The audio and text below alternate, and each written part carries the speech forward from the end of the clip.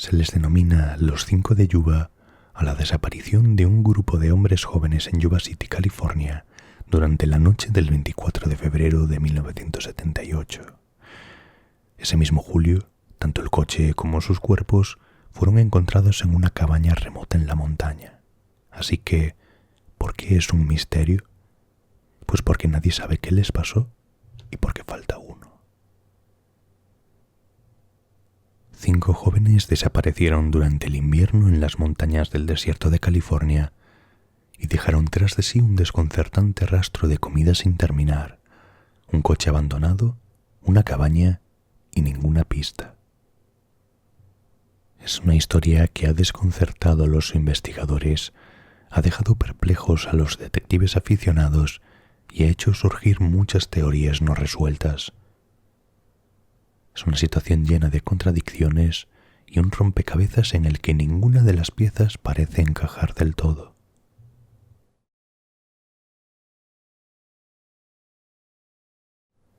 Los 5 de Yuba era un grupo de amigos, todos con discapacidades intelectuales leves o condiciones psiquiátricas, que asistieron a un partido de baloncesto universitario en la Universidad Estatal de California en Chico. 4 de ellos, Bill Sterling, de 29 años, Jack Hewitt, de 24, Ted Weir, de 32, y Jack Madruga, de 30, fueron encontrados muertos más tarde. El quinto, Gary Mathias, nunca ha sido encontrado. Ted Weir, de 32, era increíblemente amigable con todos los que conocía y trabajaba junto a Jack Hewitt. La noche que desaparecieron tenía toda su ropa tendida en su cama para el torneo de baloncesto que iban a jugar a la mañana siguiente. Bill Sterling, de 29, era cercano a Weir, a quien conocía desde hacía 8 años. Si bien era cercano a Weir, consideraba a Madruga su mejor amigo. Le encantaba leer y pasaba mucho tiempo en la biblioteca. Bill era muy religioso y era conocido por visitar a personas en hospitales e ir a leerles. Había estado acampando con su familia cuando era niño, pero no le había gustado nada. Jack Madruga, de 30, trabajó como conductor de camiones en el ejército de los Estados Unidos entre 1966 y 1968 en Vietnam. Sus amigos y familiares lo llamaban Doc. Su familia dijo que utilizó el dinero de su servicio militar para comprar el automóvil que llevó al grupo a las montañas, un coupé deportivo Mercury Montego de 1969. Nunca permitía que nadie más que él lo condujese. Jackie Hewitt, de 24, vivía en una granja con su familia. Hewitt veía a Weir como un hermano mayor y el sentimiento era mutuo. Los dos eran inseparables. Weir solía hacer llamadas telefónicas para Jackie porque hacer llamadas resultaba muy incómodo para Jackie. No sabía leer ni escribir. Jackie Hewitt, era el más joven del grupo con tan solo 24 años. Gary Mathias, de 25.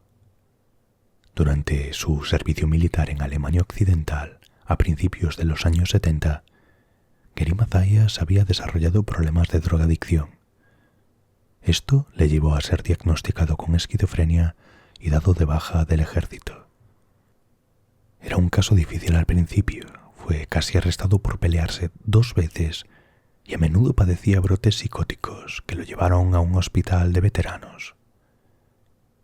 En 1978 estaba siendo tratado y considerado por sus médicos como un caso muy exitoso.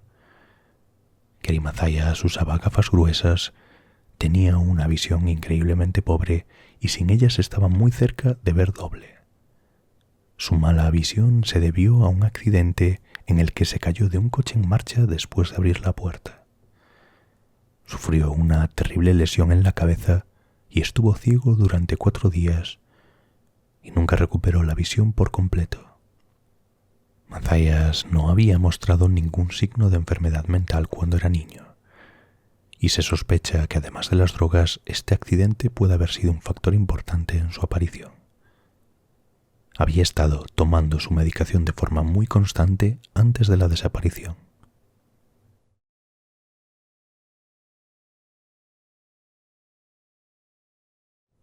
La actividad de ocio favorita de los 5 era el deporte. Sus familias dijeron que cuando se juntaban normalmente era para ver o jugar partidos. Jugaban al baloncesto en los Gateway Gators, un equipo patrocinado por Gateway Projects, un programa que estuvo abierto a una amplia gama de personas con diversas afecciones, incluidas parálisis cerebral, discapacidad cognitiva, enfermedades mentales, problemas emocionales o epilepsia. Gateway Projects era un lugar al que todas esas personas podían acudir para recibir atención y ayudarlas a mejorar o aprender un oficio. El 25 de febrero, el día siguiente a su desaparición, los Gators iban a jugar su primer partido en un torneo patrocinado por la Special Olympics, donde los ganadores conseguirían una semana gratis en Los Ángeles. Los 5 jóvenes estaban muy emocionados por el partido y lo habían preparado todo la noche anterior. Pero antes decidieron conducir hasta Chico esa misma noche para animar el equipo de básquet UC Davis en un partido contra el Chico State.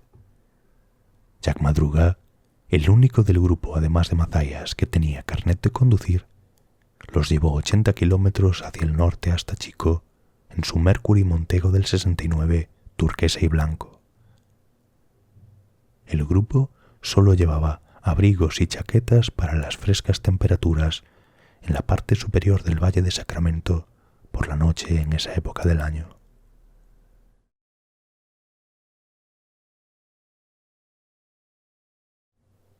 A las 5 de la mañana, la madre de Weir se despertó y fue a comprobar si Weir había llegado a casa, pero encontró su cama vacía.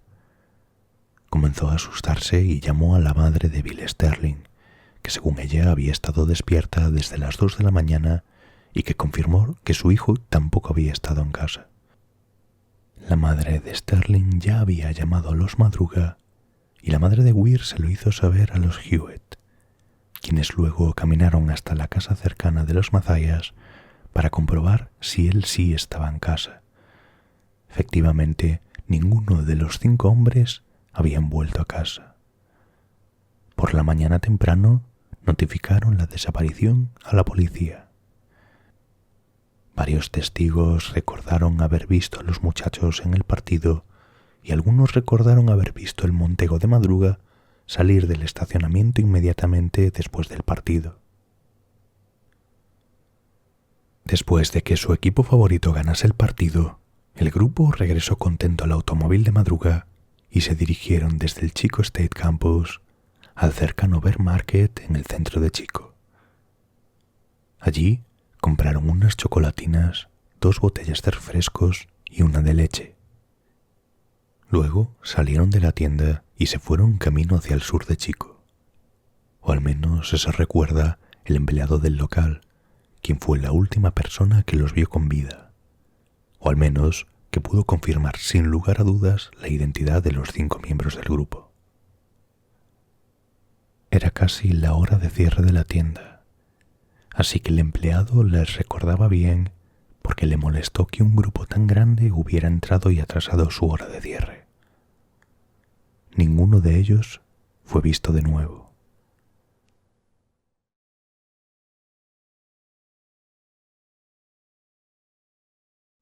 Apenas hubo testigos que pudiesen dar pistas sobre el paradero de los 5 chicos. Joseph Jones, de 55 años, dijo que vio luces en el camino cuando conducía su coche por el mismo lugar donde los jóvenes desaparecieron. Se quedó atascado a unos 45 metros detrás de donde más tarde se encontraría el Mercury. Él también se había perdido en aquel recóndito lugar y aseguraba padecer fuertes dolores pectorales, síntomas que achacó a un incipiente infarto. Al parecer, el frío le hizo permanecer en el coche con el motor encendido para mantenerse caliente. Dijo oír ruidos extraños como silbidos, un poco más abajo. Salió del automóvil y dijo recordar ver a un grupo de hombres y a una mujer con un bebé, caminando a la luz de los faros de un coche. También informó de que vio a un grupo de personas, haces de luz de linternas y faros de un coche de una pick-up en diferentes momentos durante las horas siguientes. También creyó oírlos hablar, pero ahí terminaba su relato. Si pidió ayuda o entabló contacto con los jóvenes, nadie puede saberlo. A la mañana siguiente, después de conseguir ayuda, fue trasladado a su casa. No se sacó nada en claro, como las posibles identidades tanto de la misteriosa mujer como de la criatura, si es que realmente estaban allí. Una de tantas dudas que nunca se han despejado, aunque sí que sufrió un leve ataque cardíaco, como más tarde indicaron los médicos.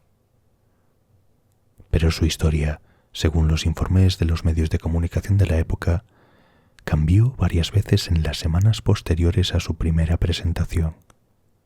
Hay muchas versiones diferentes del relato de Jones y es difícil decir si esto se debía a errores en los informes o si Jones había seguido cambiando su historia, una combinación de ambas. En un relato afirmaba haber visto una camioneta detrás del Montego, pero cuando se le preguntó al respecto más tarde, dijo que no recordaba por qué dijo eso. Y como él mismo comentaba, estaba semiconsciente, no lúcido, alucinando y con un dolor profundo. Así que no sabemos qué hay de cierto en todas sus historias. Hubo también un segundo testimonio que los investigadores tuvieron en cuenta. Una trabajadora del pequeño pueblo de Brownsville, a unos 48 kilómetros de donde se encontró el Mercury Montego, dijo haber visto a 4 de los 5 chicos en su tienda el día 26 de febrero. Iban a bordo de una furgoneta roja y 2 de ellos entraron, mientras los otros 2 se acercaban a una cabina telefónica cercana. El testimonio fue recabado el 3 de marzo, cuando ya había una recompensa de unos $1.200 de la época por cualquier información sobre el paradero de los desaparecidos. Aunque el dueño de la tienda corroboró lo dicho por su empleada y aseguró que 2 de los chicos, al parecer Weir y Hewitt, entraron y compraron burritos, refresco y chocolate con leche, no hubo información o pistas que seguir. Se sabe que en su momento se dio cierta credibilidad a estas declaraciones, tanto por parte de los investigadores como por parte de las familias.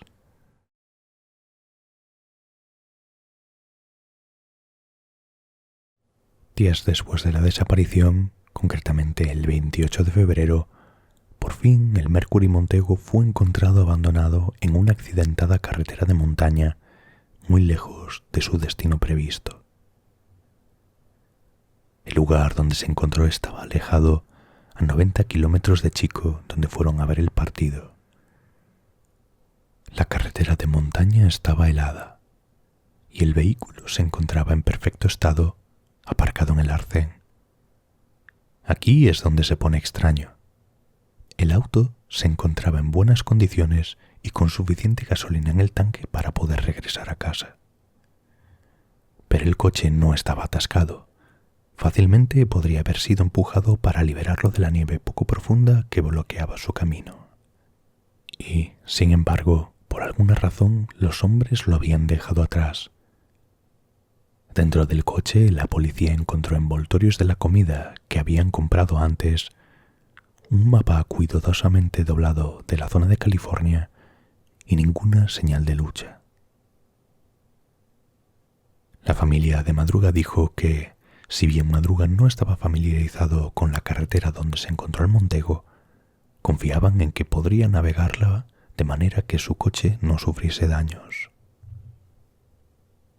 La búsqueda continuó durante meses. No había huellas, rastros u objetos que pudieran guiar las investigaciones. Absolutamente nada. Y continuó siendo así hasta el día 4 de junio, cuando un grupo de motociclistas dio con el cuerpo de Ted Weir en una especie de caravana o cabaña en los alrededores de un antiguo campamento militar a 19 kilómetros del Mercury Montego. No tenía zapatos y la espesura de su barba indicaban que había pasado entre 8 y 13 semanas allí. Estaba tapado por 8 mantas.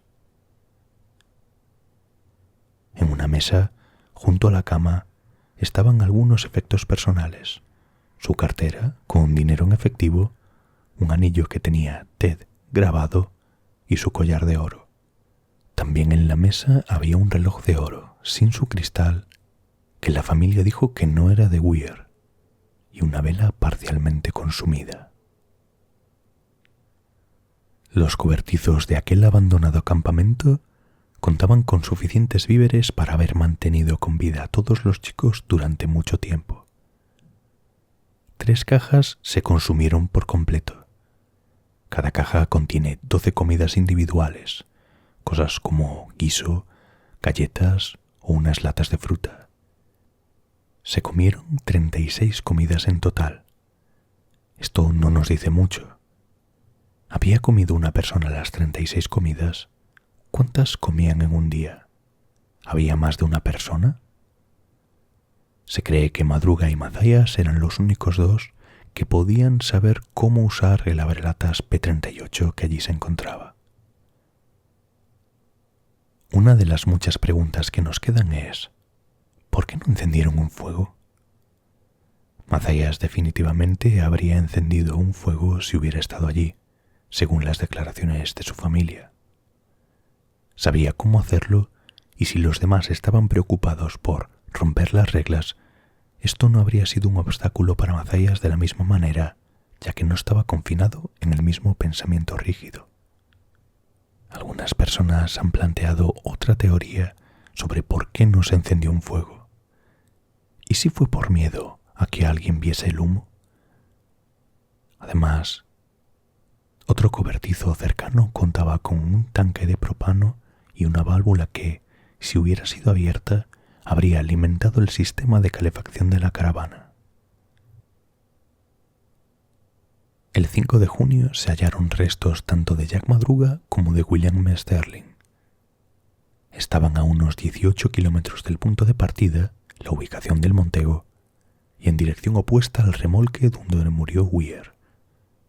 En la misma dirección en que aparecieron los restos de sus 2 amigos, el padre de Jack Hewitt encontró su cuerpo. 1 kilómetro más allá aparecieron una linterna oxidada y apagada y unas mantas.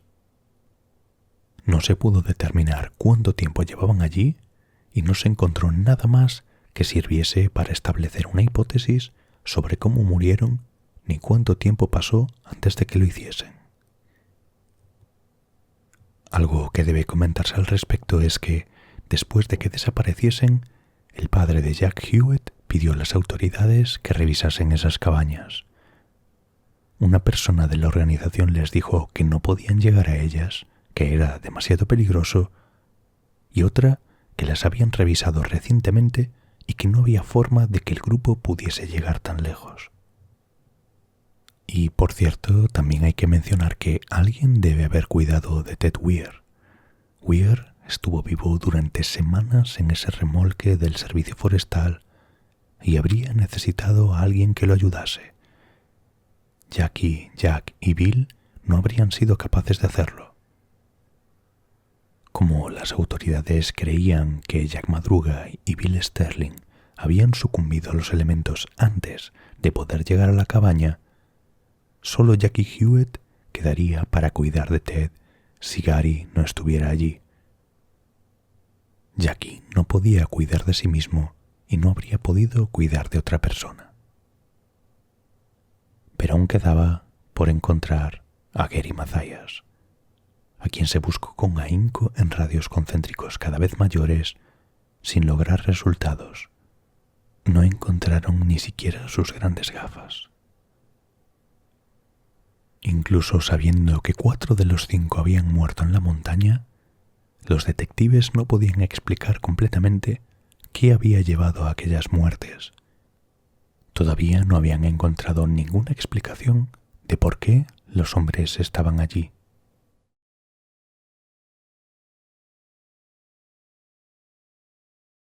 Hay muchas preguntas sin respuesta.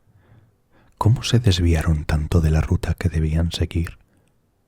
¿Qué los hizo abandonar un coche lleno de gasolina en medio de un monte helado? ¿En algún momento entablaron contacto con otras personas en otro lugar? ¿De verdad vio Joseph Jones a los chicos acompañados de una mujer y un bebé?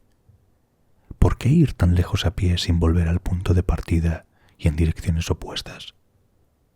¿Qué les llevó a no usar los víveres o los materiales de las cabañas que les habrían ayudado a sobrevivir? George Madruga, sobrino de Jack Madruga, tenía 18 años cuando Jack desapareció y dijo lo siguiente: esos hombres fueron asesinados al ser obligados o coaccionados a marchar hacia su muerte definitiva a causa de los elementos. De ninguna manera Jack habría abandonado su vehículo al costado de una carretera de montaña sin ser obligado a hacerlo. Estaba muy orgulloso de su coche. Además, en caso de que se hubiera equivocado de camino, sabía que simplemente debía dar la vuelta y volver sobre sus pasos, y no conducir sin rumbo hasta que la carretera terminase. La policía trabajó en el caso, pero no pudo evitar sentir que se podría haber hecho más. Algunos detectives dijeron que quizá simplemente se cansaron y quisieron acostarse. Pero las familias insistieron en que se habrían quedado en el auto para entrar en calor o habrían caminado cuesta abajo, donde había un albergue de montaña. Melba Madruga, la madre de Jack Madruga, dijo: estoy segura de que nunca subió allí solo. Lo engañaron o lo amenazaron. Las 4 teorías más comunes sobre este caso son: la primera, perdidos y desorientados. Esta teoría predominante es que los hombres tomaron un camino equivocado y se perdieron sin remedio en la montaña. Pero, ¿por qué abandonaron la seguridad del automóvil, especialmente cuando no conocían la zona? La segunda, un acto criminal. Algunos especulan que el grupo se encontró con alguien que los obligó a subir a la montaña o a huir presas del pánico. Esta teoría, aunque escalofriante, carece de pruebas concretas. 3. Gary Mathias era el objetivo. Es un conjunto de teorías sobre las que no se ha encontrado mucho. Mathias tenía una historia problemática. Era bien sabido que había pasado tiempo con personas de dudosa moral durante su época de consumo de drogas y, a veces, se aprovechaban de él debido a su condición. Entonces, tal vez Gary Mathias no era en realidad la persona que había causado problemas a los chicos, sino que había sido el objetivo. Y 4. Delito de odio. A lo largo de los años anteriores a la desaparición, el Gateway Project sufrió varios actos de vandalismo. Eso hizo que algunas personas pensasen que podría haber una relación entre estos actos de violencia y la desaparición. La policía concluyó que los ataques estaban más bien dirigidos a alguna de las personas que trabajaban en la organización y que no había pruebas que enlazasen los dos casos.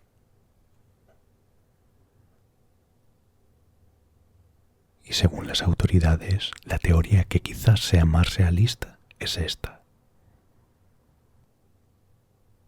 El día anterior a la desaparición, un quitanieves del servicio forestal había ido por la carretera en aquella dirección para quitar la nieve del techo de la caravana y que así no colapsara.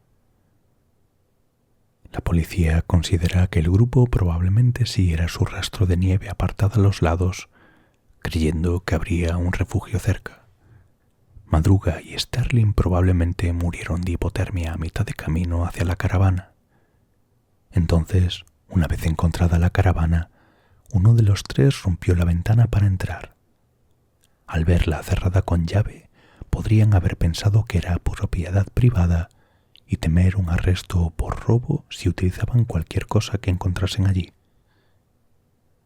Después de que Weir falleciera, o antes para buscar ayuda para él, quizás Mathias y Hewitt decidieron intentar regresar a la civilización por rutas diferentes a pie. Eso sí, esa teoría no explica que, aunque se hubiesen perdido, no siguiesen conduciendo para volver a casa, y menos todavía por qué dejaron el coche para seguir a pie, en la nieve, en una zona que ni siquiera conocían. Y además la caravana estaba a algo más de 19 kilómetros y cuesta arriba la mayor parte del tiempo. Por todas estas incógnitas, durante las décadas siguientes el caso se ha convertido en tema de múltiples podcasts, libros, reportajes y documentales. La policía no ha abandonado la investigación y en una carta del departamento del sheriff del condado de Yuba, fechada a mediados de octubre del 2020, dictaminó que se cree que Gary Mathias es víctima de un delito y que ese caso sigue abierto como un caso de persona desaparecida y homicidio. Y hasta aquí el vídeo de hoy. Déjame tu opinión en los comentarios. Gracias por la visita y nos vemos en el siguiente.